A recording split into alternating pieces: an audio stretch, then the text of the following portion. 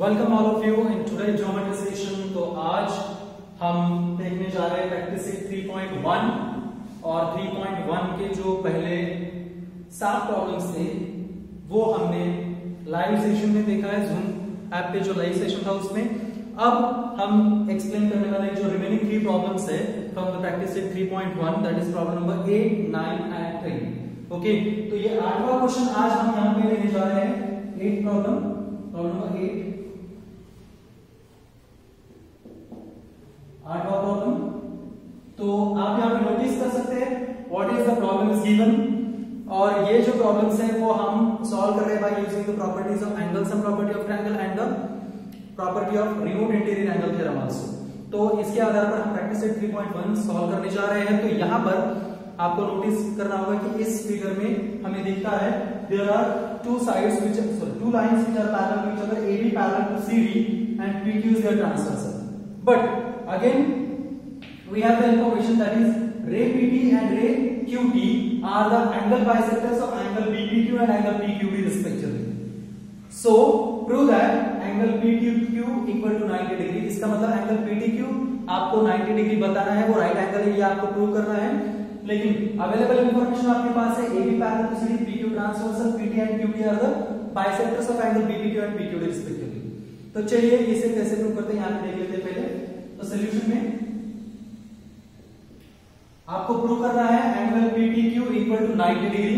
तो यहां पे मैं आपको बताना चाहूंगा ओरली, पहले इसका प्रूफ देख लेते हैं कि क्या क्या प्रूव करना होगा। सिंपल है, दो लाइन पैरेलल है, उनके ट्रांसवर्सल है, इसका मतलब angle BPQ plus angle PQD equal to 90 degree आएगा because these two are the interior angles, और interior angles made by the transversal of two parallel lines are supplementary. ये हमने पिछले चैप्टर में देखा था, ठीक है। तो BPQ plus PQD equal to 180 degree हुआ। अब इस स्टेटमेंट को, इस इक्वेशन को हम हाफ से मल्टीप्लाई करेंगे। हाफ से मल्टीप्लाई करने के बाद हमें मिलेगा half of angle BPQ plus half of angle PQD equal to half of 180 degree. But 180 degree का हाफ होता है 90 डिग्री। इसका मतलब आपके पास इक्वेशन आया half of BPQ plus half of PQD equal to 90 degree.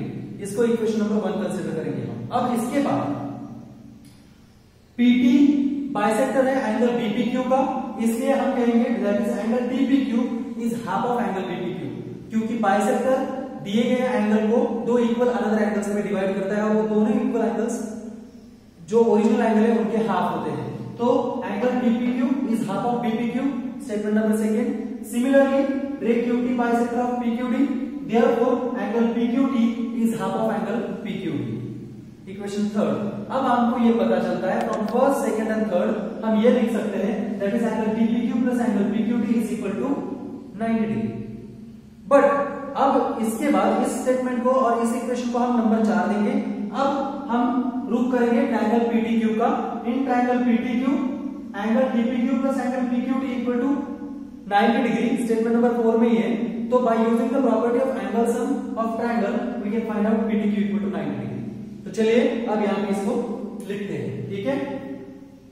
तो पहले line AB parallel to line CD and line PQ transversal, therefore we can write therefore angle BPQ plus angle PQD equals to 180 degree interior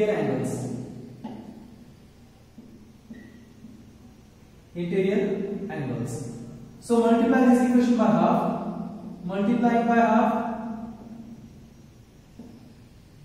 by 1/2 we get half of angle BPQ plus half of angle PQD is equal to half of 180 degree। इसका मतलब ये हुआ half of angle BPQ plus half of angle PQD is equal to 90 degree. इसको statement number 1 consider किया। तो ये हुआ आपका इक्वेशन नंबर 1। बट रे PT is bisector of angle BPQ, रे PT is the bisector of angle BPQ, therefore we get angle TPQ equals to half of angle BPQ। इसको equation number second consider कर दे। Also रे QT is bisector of angle PQD। अब जो आपका रे QT है वो एंगल बाइसेक्टर है एंगल PQD का, तो इससे हुआ therefore we get angle which one, that is angle PQT. Angle PQT is also equal to half of angle PQD. Angle PQD ये रहा आपका स्टेटमेंट नंबर 3। अब 1, 2 और 3 से हमें ये पता चलता है कि यहां पे तो हमने पहले लिखा है कि हाफ ऑफ BPQ और हाफ ऑफ PQD की एडिशन 90 डिग्री है, बट इक्वेशन सेकंड और थर्ड में हमको पता चलता है कि हाफ ऑफ BPQ कौन सा एंगल है और हाफ ऑफ PQD कौन सा एंगल है। तो हाफ ऑफ BPQ है DPQ है TPQ और हाफ ऑफ PQD है PQD। इसका मतलब इन दो एंगल की सम भी 90 डिग्री होगी स्टेटमेंट 1, 2 और 3 से। अब यहां पे लिखते हैं therefore from 1, 2 and 3 that is angle TPQ plus angle PQT equals to 90 degree statement number 4। तो इसको स्टेटमेंट नंबर 4 कंसीडर कर लिया है। अब इन triangle PTQ that is angle TPQ plus angle PQT plus angle PTQ equal to 180 degree। angle sum property, angle sum of triangle, तो triangle के angle की सम है, बट अब इन दोनों का जो मेजर है वो 90 डिग्री है स्टेटमेंट नंबर 4 में से। therefore we can write 90 degree plus angle PTQ equals to 180 degree from 4 therefore we can write angle PTQ equals to 180 degree minus 90 degree, therefore angle PTQ equals to 90 degree। और यही हमें prove करना था, show that angle PTQ equal to 90 degree. तो ये रहा आपका problem number 8वां। अब देखते हैं क्वेश्चन नंबर 9।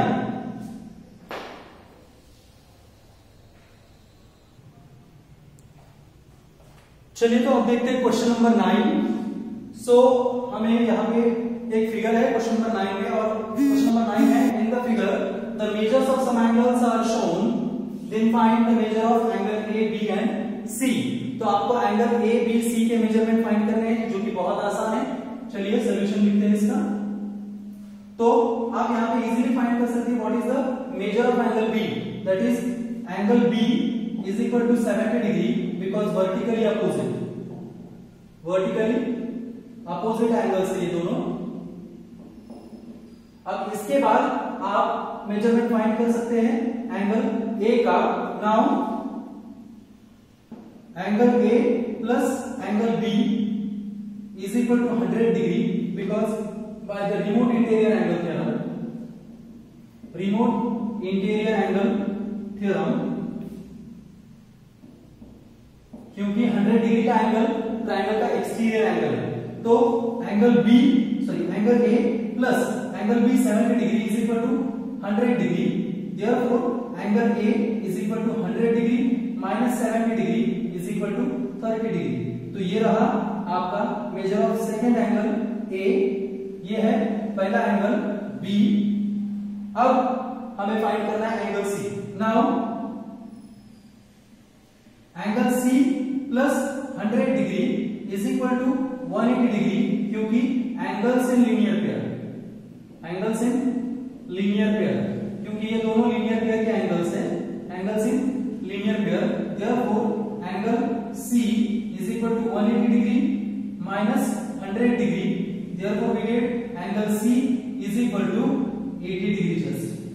तो ये रहे आपके तीनों angles, angle A is equal to 30 degree, B equal to 70 degree and angle C equal to 80 degree. इसके बाद देखेंगे problem number last 10।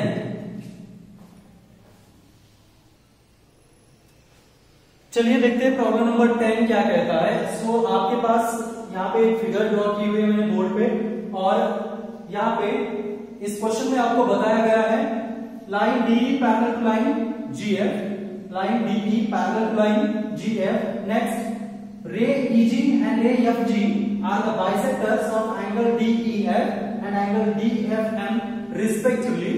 Then show that angle, which one? Angle DEG is half of angle EDF as well as show that EF equal to GF. तो आपको यहाँ पे दो statement prove करने हैं. पहला आपको प्रूव करना है angle DEG is congruent to angle EDF और दूसरा आपको प्रूव करना है EF इक्वल टू GF. इसका मतलब ट्रायंगल EFG इस ट्रायंगल के दो साइड्स आपको इक्वल प्रूव करने हैं. तो चलिए पहले ओरली प्रूफ समझा देता हूं, बाद में हम इसको रिटर्न में लिखेंगे. तो सिंपल है कि यहाँ पे दो लाइंस पैरेलल है लेकिन उनकी कितनी ट्रांसवर्सल है फिगर में, ये पहले आपको देखना होगा. तो यहाँ पे आप नोटिस कर सकते हैं कि DE पैरेलल टू GF और FG कि हमारे पास यहाँ पर 3 और 4 ट्रांसवर्सल है, 3 ट्रांसवर्सल है एक्चुअली. दैट इज EM पहली ट्रांसवर्सल, DF दूसरी ट्रांसवर्सल और EG तीसरी ट्रांसवर्सल है. और 1 बाय 1 आपको इन तीनों ट्रांसवर्सल का यूज करना है ये दो स्टेटमेंट आपको प्रूव करने के लिए. पहले मैं यहाँ पे लिख देता हूं कि आपको क्या प्रूव करना है.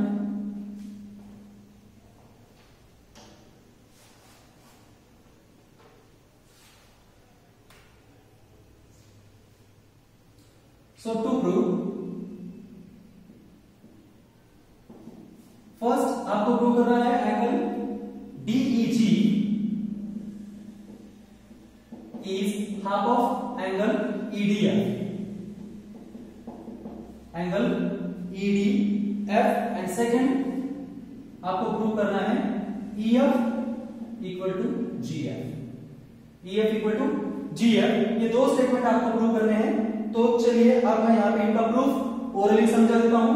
तो आपको याद होगा कि यहाँ पर FEG बाइसेक्टर है एंगल DEF का, लेकिन एंगल DEG जो कि बाइसेक्टर से क्रिएट हुआ एंगल है वो एंगल DEF के एग्जैक्टली हाफ होगा, ये हमें पता है. लेकिन ये जो एंगल DEG जो कि DEF के हाफ है वो आपको DEF के नहीं बल्कि EDF के हाफ दिखाना है. तो इसका मतलब ये हुआ कि आपको एंगल EDF और एंगल DEF इन दो एंगल्स की कॉन्ग्रुएंसी दिखानी होगी. इसका मतलब ये दोनों एंगल इक्वल है, ये आपको प्रूव करना पड़ेगा. अगर वो दोनों एंगल इक्वल होते हैं तो इस एंगल का हाफ उस एंगल का भी हाफ हो जाएगा. ठीक है, और वो हम कैसे दिखाएंगे तो 1 बाय 1 यहां पे देखते हैं. पहले DE पैरेलल टू हम देखते हैं FG एंड DF ट्रांसवर्सल. तो इसका मतलब ये हुआ कि angle EDF is congruent to angle DFG होगा. क्यों? क्योंकि ये दो अल्टरनेट एंगल्स है. इसको स्टेटमेंट नंबर 1 कंसीडर करते हैं. उसके बाद अब देखते हैं DE पैरेलल टू FG और EM ट्रांसवर्सल, उसी दो पैरेलल लाइन की दूसरी ट्रांसवर्सल.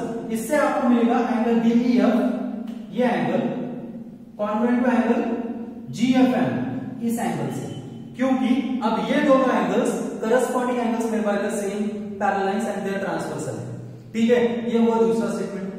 बट अब आपको यहाँ पे एक बात नोटिस करनी होगी कि EDF ये जो एंगल है वो एंगल DFG को कॉन्ग्रुएंट है और एंगल DEF जो है वो एंगल GFM को कॉन्ग्रुएंट है. लेकिन पहले ही रे FG एंगल DFM का जो बाइसेक्टर है उसकी वजह से ये दोनों एंगल्स आपस में ऑलरेडी कॉन्ग्रुएंट है.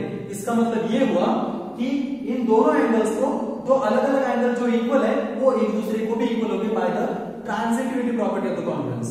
तो इसका मतलब ये हुआ angle EDF is congruent to angle DEF, ये दोनों एंगल्स कॉन्ग्रुएंट हुए. ठीक है, तो अब फिर से गौर करते हैं. बट रे EG is the bisector of angle DEF. तो इसका मतलब हुआ angle DEG is half of angle which one, angle DEF. But जो एंगल DEF के हाफ होगा वो एंगल EDF के भी हाफ होगा क्योंकि वो दोनों एंगल्स इक्वल है. तो इस तरह से आपका पहला प्रूफ मिल जाएगा. सेकंड आपको प्रूव करना है EF इक्वल टू GF. अब EF equal to GF prove करने के लिए आपको ट्रायंगल EFG के दो एंगल्स कॉन्ग्रुएंट है वो प्रूव करना पड़ेगा. तो चलिए फिर से देखते हैं कि वही दो parallel lines DE parallel to FG but अब EG ट्रांसवर्सल होगी. तो EG ट्रांसवर्सल होने की वजह से फिर से आपको angle DEG congruent to angle EGF आएगा क्योंकि ये दोनों एंगल्स अल्टरनेट एंगल्स हैं. कौन सा एंगल्स है? Alternate angles. तो अल्टरनेट एंगल तो है लेकिन angle DEG already angle GEF को कॉन्ग्रुएंट है, क्योंकि easy bisector of angle DEF. तो ये दोनों एंगल्स पहले से कॉन्ग्रुएंट है, लेकिन इसमें से ये एंगल इसमें कॉन्ग्रुएंट है। इसका मतलब ये दोनों एंगल्स भी एक दूसरे को कॉन्ग्रुएंट हुए। अब हम कह सकते हैं in triangle EFG the two angles are equal, then the side opposite to them are also equal, तो EF equal to GF, ये हमारा प्रूफ होगा। ठीक है, तो आप इसको लिखते हैं step by step.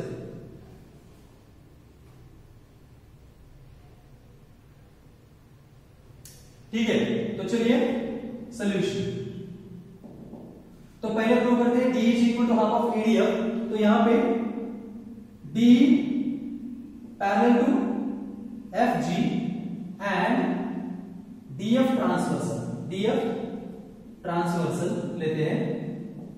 Therefore we have angle EDF is congruent to angle or equal to angle DFG because these two are the alternate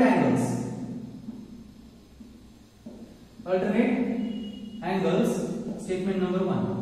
तो ये हुआ आपका स्टेटमेंट फर्स्ट। अब इसके बाद again DE parallel to FG and now EM transversal therefore we can write that is angle DEF is equal to angle GFM because by the corresponding angles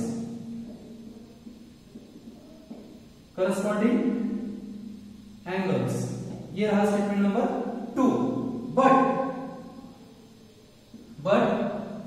ray FG is bisector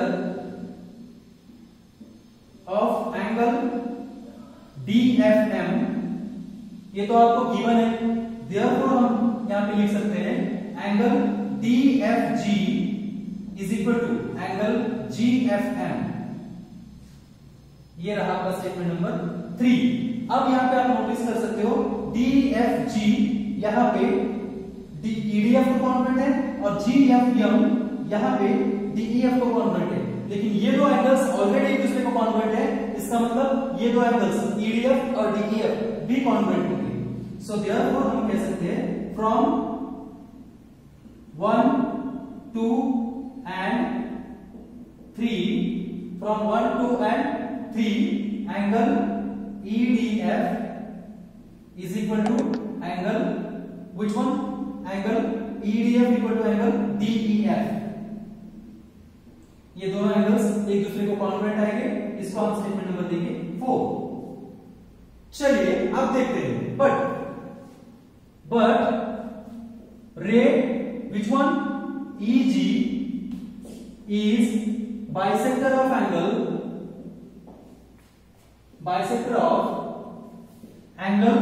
DEF। जो रे EG है वो angle DEF का bisector है। तो यहां पे हम लिखेंगे therefore we can write that is what? therefore angle DEG is equal to angle GEF equals to half of angle DEF और इसको स्टेटमेंट नंबर देंगे 6।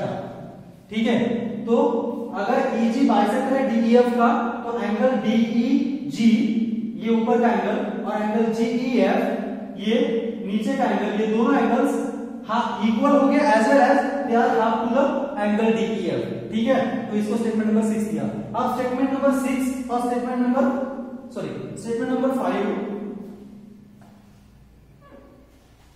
5 देंगे। तो स्टेटमेंट नंबर 5 और स्टेटमेंट नंबर 4 इन दोनों स्टेटमेंट को अगर आप टैली करोगे तो आपको यहाँ पे नजर आएगा कि जो एंगल DEG एंगल DEF के हाफ है वही एंगल DEF EDF के इक्वल है। इसका मतलब एंगल जो DEG है वो एंगल EDF के भी हाफ होगा। तो यहां पे हम लिखते हैं therefore from 4 and 5 angle DEG is half of angle EDF तो ये रहा आपका पहला प्रूफ। अब आपको प्रूफ करना है EF equal to GF, but now अब यहां पे नोटिस करते हैं कि आपके पास क्या है। सिंपल है कि स्टेटमेंट नंबर 5 में हमने प्रूव किया है कि angle DEG equal to angle GEF दोनों इक्वल है स्टेटमेंट नंबर 5 में। अब एक स्टेटमेंट नंबर 6 क्रिएट करेंगे, क्योंकि मैंने आपको कहा था कि आपको again DE parallel to EFG की दूसरी ट्रांसवर्सल लेनी है EG। Now DE parallel to GF and EG transversal, EG transversal. Therefore हम कह सकते हैं angle DEG is equal to angle EGF। Angle DEG ये एंगल इस एंगल को इक्वल होगा। Angle DEG equal to angle EGF। और इसको स्टेटमेंट नंबर हम देंगे, ये है अल्टरनेट एंगल्स, और स्टेटमेंट नंबर है छठा। ठीक है, बट ऑलरेडी हम नोटिस कर सकते हैं DEG यहां पे GEF को इक्वल है और DEG यहां पे EGF को इक्वल है। तो therefore from 5 and 6 5 and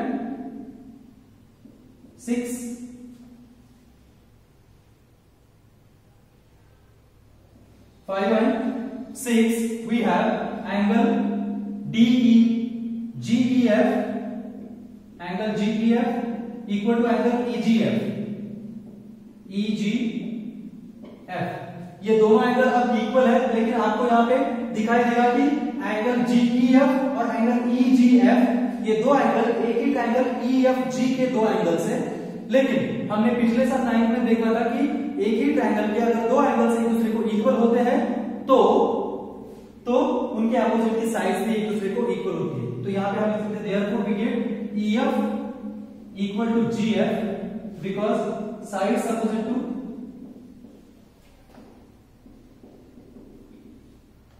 congruent angles.